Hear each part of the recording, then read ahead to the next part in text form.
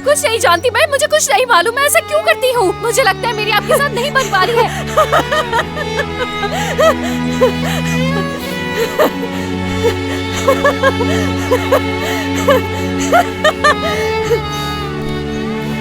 तो नहीं बनती है।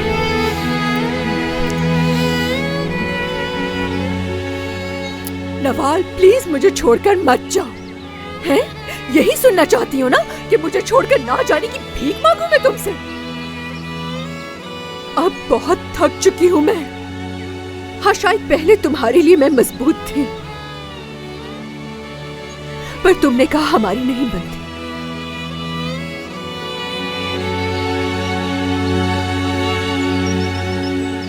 तो ठीक है फिर ना बने।